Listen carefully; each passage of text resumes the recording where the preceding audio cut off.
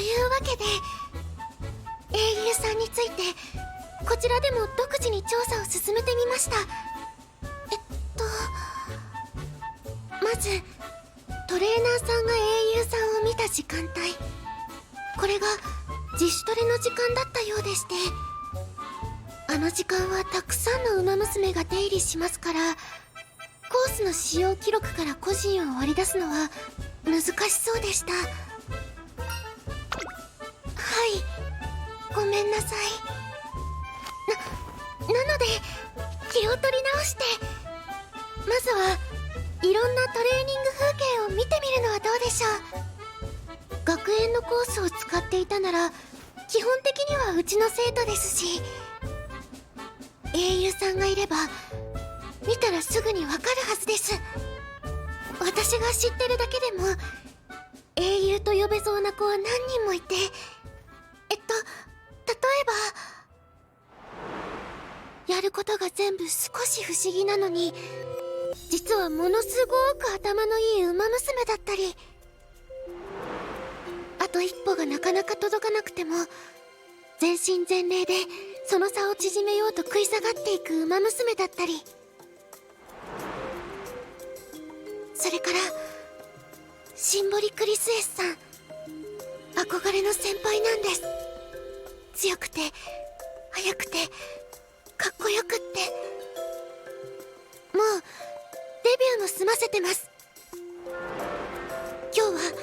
そのクリスエスさんが走るはずなので見に行ってみませんか、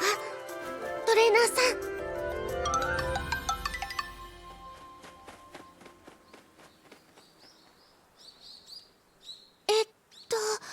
クリスエスさんは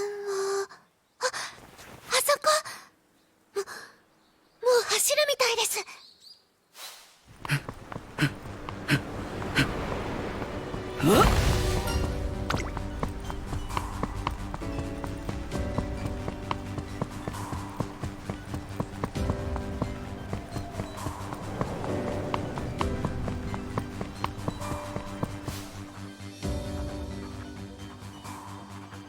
あの踏み込み、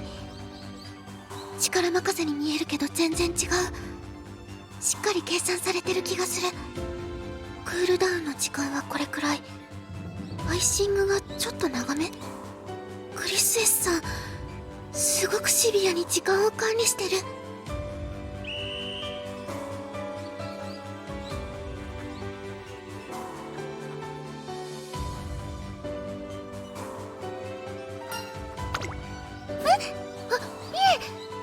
今日の自主トレはお休みですから。でも英雄探しはまた今度で、クリスエスさんはトレーナーさんの探してる英雄じゃなかったみたいですし。では私もう行きますね。失礼しまゆ。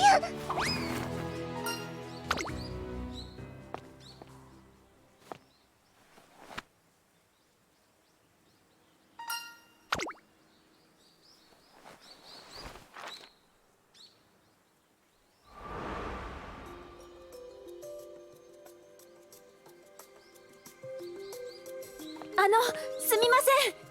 もしかしてなんですけど、ロブロイさんの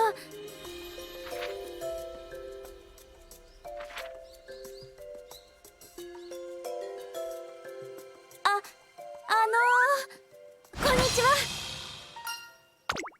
いえいえ、ロブロイさんとご一緒でしたよね。もしかしてロブロイさんの専属トレーナーさんですか？